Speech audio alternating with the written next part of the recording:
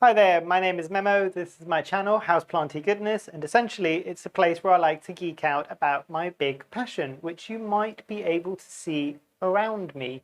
I talk about tropical houseplants.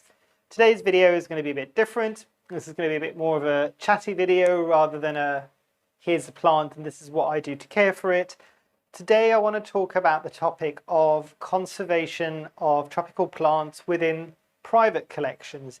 And you might be able to see some of the plants that I'm kind of hearkening towards behind me and around me again.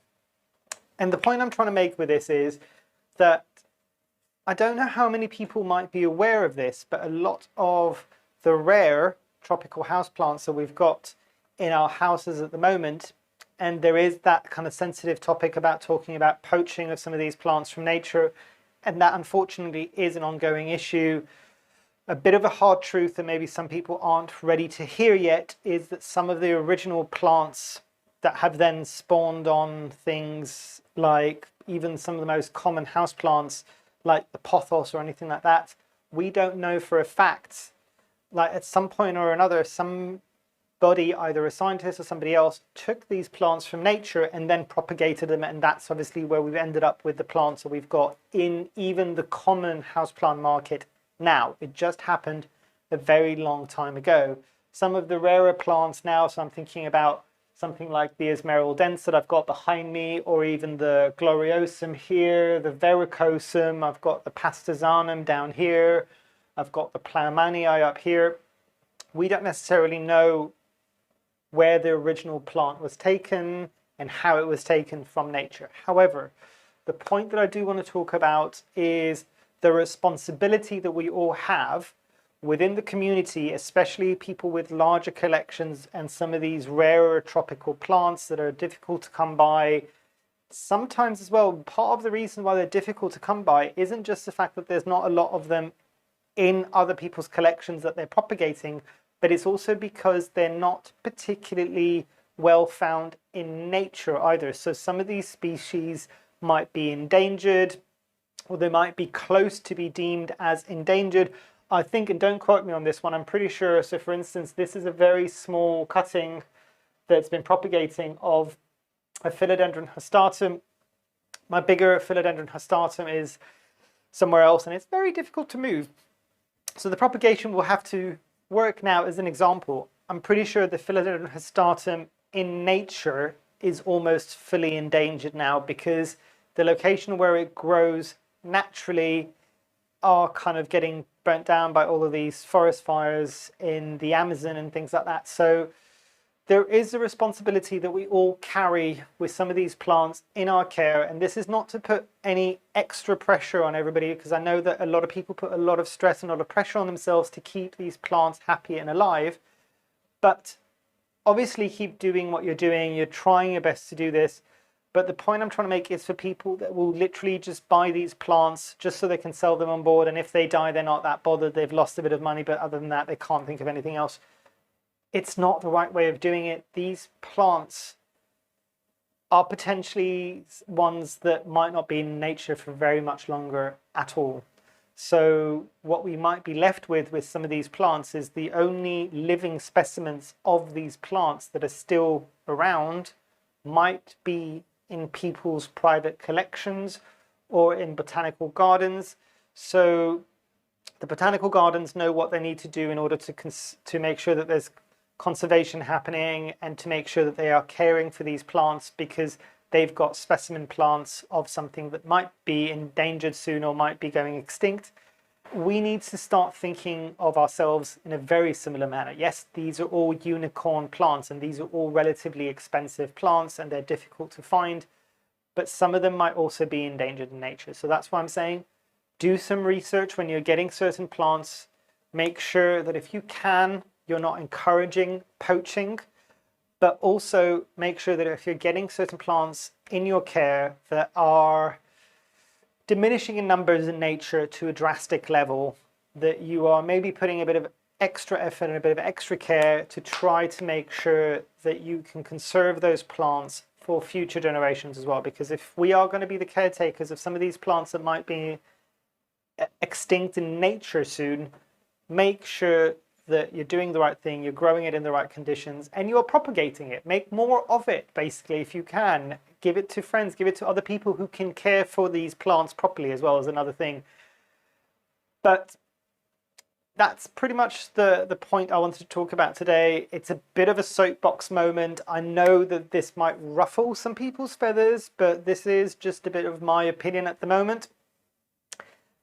I think we all carry a bit of responsibility in terms of not just caring for these plants because they're rare and unusual and expensive plants and people might want to propagate them and sell them for some profit or anything along those lines, but also because we should be caring for them because some of these plants might not be around for much longer. So we need to make sure that the plants that we have in our collection are kind of in the best condition possible. We are propagating them further as well. That's another thing that I wanted to touch on really quickly is, here's an idea. If you do end up somehow getting a plant that is poached, maybe something you can do to counteract the big demand for that plant so more poaching doesn't happen is be more active about it. Don't just say, I'm not going to buy from poachers and I will condemn the poachers and I'll condemn the people that buy it. If you do have these plants in your collection, guess how you can help with this?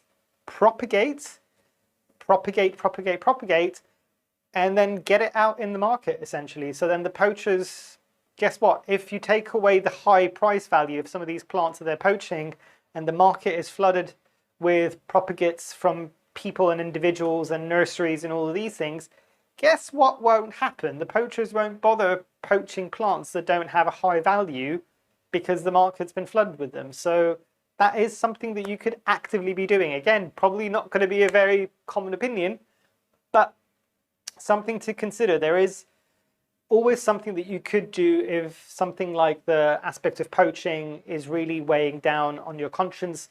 Do something to counteract it. Something like this. Be more proactive. Make sure that you're maybe contributing to some charities that are helping minimize poaching in the wild and all of these things. Obviously, if you have such a big issue with it, don't give money to companies that you know might be poaching plants, essentially. And generally, a lot of the times, not always, but generally a lot of the times, if you're getting very, very mature specimens straight off the bat and you're not getting them from plant stores or nurseries directly where you can see some provenance to them, if you're getting exceptionally mature, so the reality is there was a point where you were seeing these massive melanochrysum leaves, plants with like massive melanochrysum leaves or massive Warocqueanum anthurium leaves. Yes, there's a few companies now that have been growing them for a while, so you would get those big ones. But when they originally first came onto the market, there is that kind of dodgy moment where I'm just like, are these poached at that level? Because if nobody was asking for them before and nobody was really growing them before, how did it get to that level just on the off chance, basically? Was that just possibly just taken from nature?